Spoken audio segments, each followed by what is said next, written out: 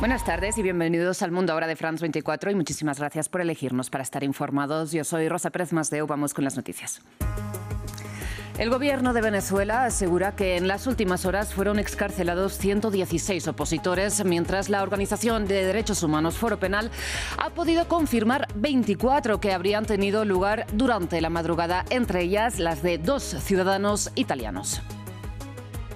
Y el ministro de Exteriores iraní, hablamos de Abbas Araghchi, asumió que Irán quiere negociar con Estados Unidos e insistió en que no quiere la guerra, pero está preparado para afrontarla. El Parlamento Europeo vetó a los representantes de Teherán en sus instituciones por la mortal represión de las protestas. En la Corte Internacional de Justicia inician las audiencias contra el Estado de Myanmar por presunto genocidio contra los rohingyas, que en 2017 escaparon de la violencia del ejército en un éxodo masivo hacia Bangladesh. Un proceso impulsado por Gambia amparándose en el derecho internacional.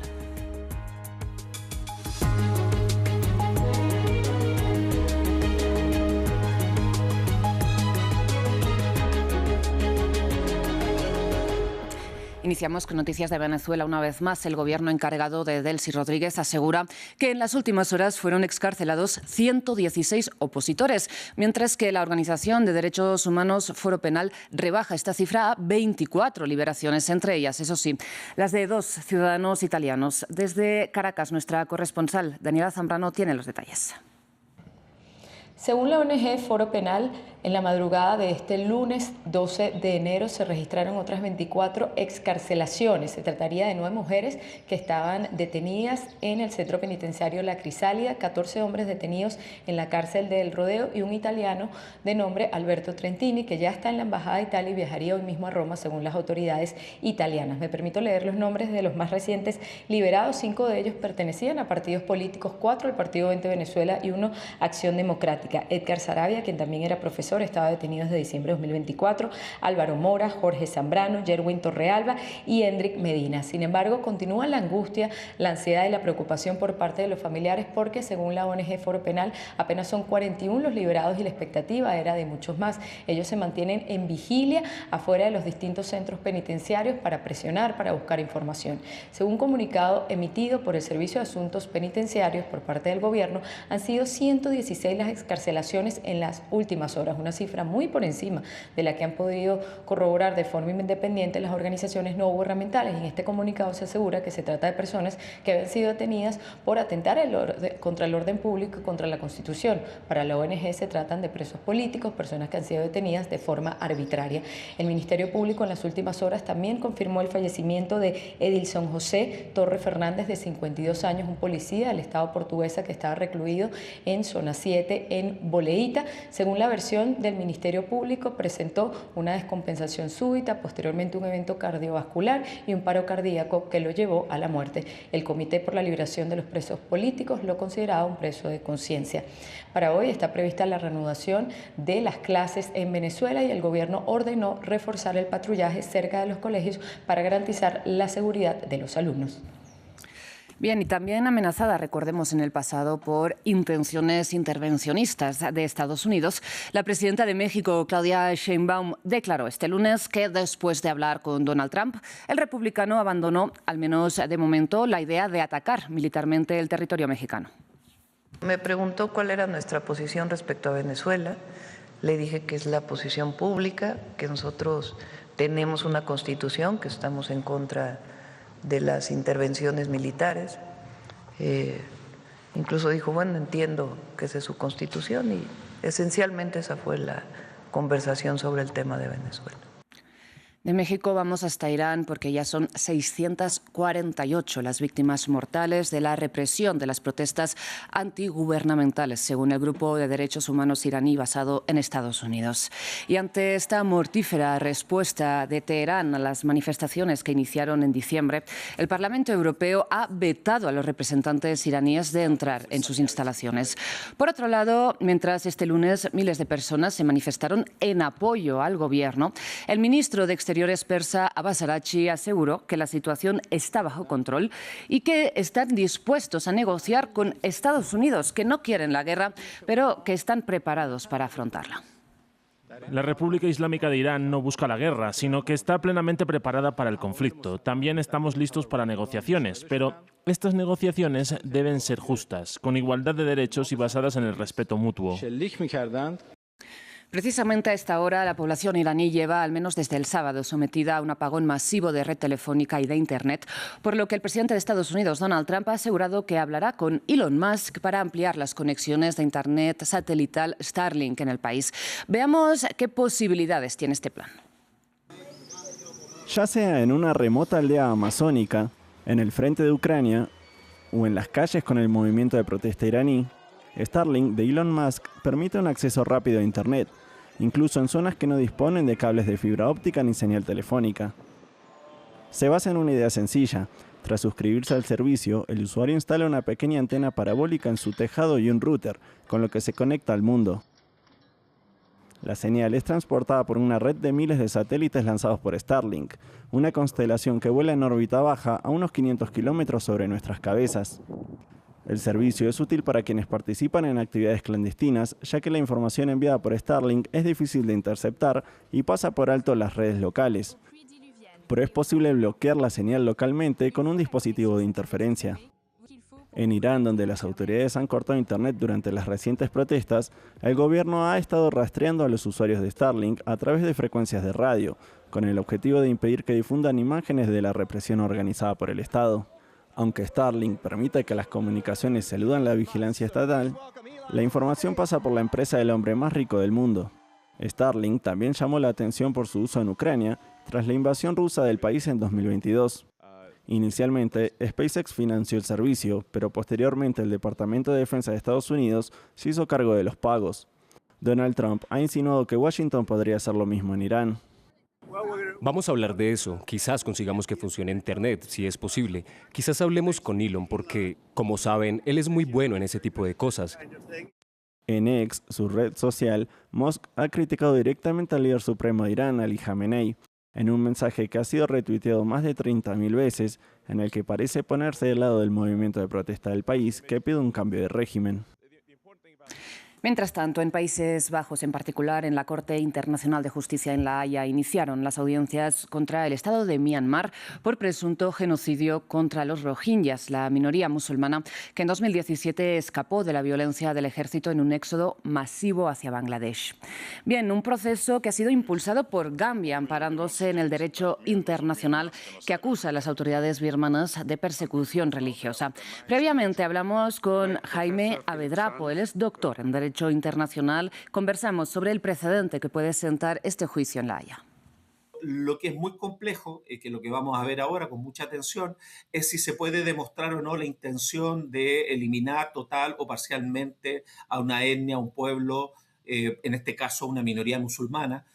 Por tanto, eso es extremadamente complejo. Aquí la Corte Internacional de Justicia tiene un gran desafío de poder, a través de los testimonios y muchos de estos procesos que van a ser a puerta cerrada, ir pudiendo sacar sus propias conclusiones para atreverse a presentar una sentencia de estas características.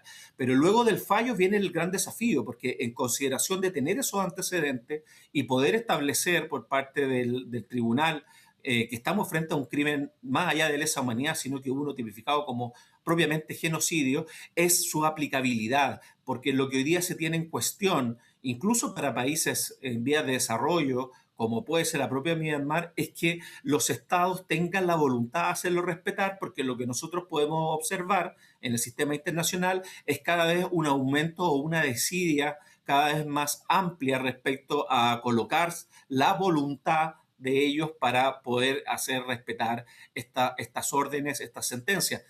Podemos ver cómo el propio ministro Netanyahu, que también tiene órdenes preliminares de la misma Corte Internacional de Justicia, por también un presunto apertura de investigación por temas también de genocidio, efectivamente puede transitar por los países aliados y llegar a Estados Unidos de manera frecuente, por tanto, incumpliendo voluntariamente los estados las propias resoluciones, en este caso de orden de arresto del primer ministro, perdón. Cambiamos de tema, hablamos ahora de Siria, donde el gobierno de facto de Ahmed al-Sharaa afirmó haber recuperado el control total de la ciudad de Alepo. Esto tras varios días de intensos enfrentamientos con combatientes kurdos que finalmente se retiraron de la ciudad, luego además de que fracasaran las negociaciones para integrarlos al nuevo ejecutivo de Damasco. Escombros y armas carbonizadas cubren las calles del barrio de Sheikh Matsu, de mayoría kurda en Alepo. Es el resultado de días de intensos enfrentamientos entre el gobierno sirio y los combatientes kurdos. Las fuerzas de seguridad sirias aseguran haber tomado el control total de Alepo tras el acuerdo de un alto al fuego. Los residentes se han visto afectados por la violencia. Mi hija no ha comido en 4 días, no he dormido de miedo, todos los pequeños están enfermos. Pensábamos que íbamos a morir, no queda nada, creí que estaba muerta, me desmayé 2 veces. Gracias a Dios la situación ahora está en calma, no hay disparos, quedan restos, fragmentos de proyectiles por aquí, un proyectil sin explotar por allá, cargadores de munición en algunos lugares y bolas esparcidas por el terreno. Los enfrentamientos estallaron el martes en varios barrios predominantemente kurdos de Alepo, tras el estancamiento de las negociaciones para integrar a los kurdos al ejército sirio. En virtud del acuerdo del alto al fuego, miembros de las fuerzas democráticas sirias, lideradas por los kurdos, se han retirado de Alepo. Cuando un convoy de combatientes llegó a la ciudad nororiental de Kamishli, los kurdos sirios les dieron una emotiva bienvenida. La violencia pone de relieve los desafíos que enfrenta el presidente de facto Ahmad al-Sharaa en una nación que sigue dividida tras liderar la ofensiva rebelde que derrocó a Bashar al-Assad en diciembre de 2024. A continuación hablamos de Groenlandia, otro frente. Recuerden que Donald Trump amenaza con anexar. Ante la insistencia del presidente estadounidense, el secretario general de la OTAN, Mark Rutte, informó que los miembros de la alianza discuten textualmente cómo mantener el Ártico seguro. Y es que un enfrentamiento entre Estados Unidos y Dinamarca significaría además un conflicto en el interior de la propia organización militar occidental. Permítanme en primer lugar destacar que todos los aliados están de acuerdo en la importancia del Ártico y su seguridad, porque sabemos que con la apertura de las rutas marítimas existe el riesgo de que los rusos y los chinos se vuelvan más activos. Y actualmente estamos trabajando en los próximos pasos para asegurarnos de que efectivamente protegemos colectivamente lo que está en juego aquí. Mientras en Estados Unidos la Reserva Federal y su presidente Jerome Powell enfrentan una investigación del Departamento de Justicia de Donald Trump. Los fiscales lo señalan por la renovación de la sede del Banco Central en Washington por un valor de $2.500 millones. Sin embargo, Powell denuncia que la investigación en su contra es una respuesta política de la Casa Blanca ante su negativa a ceder a las presiones y amenazas constantes del presidente estadounidense para recortar las tasas de interés.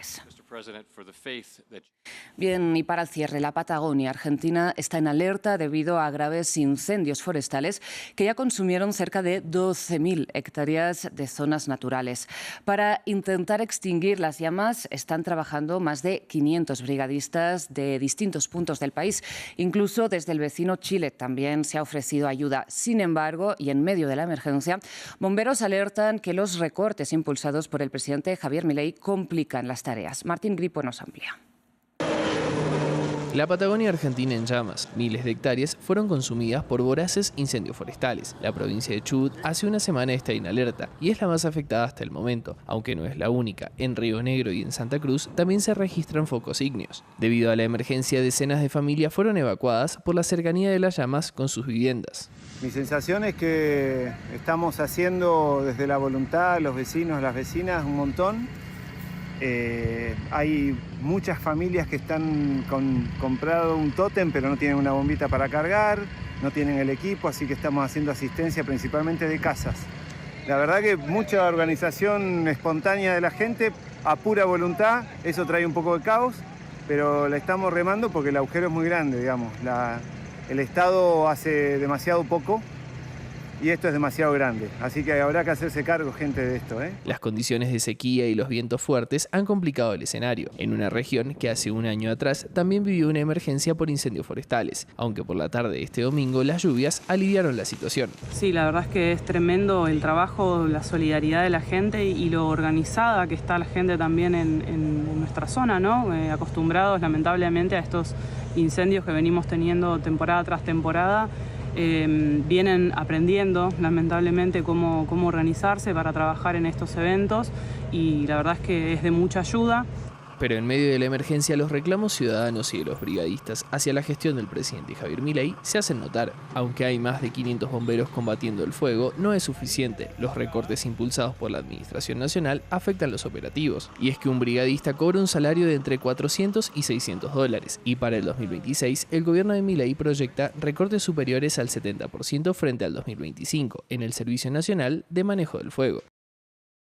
Llegamos así al final de esta edición informativa, pero enseguida regresamos con más.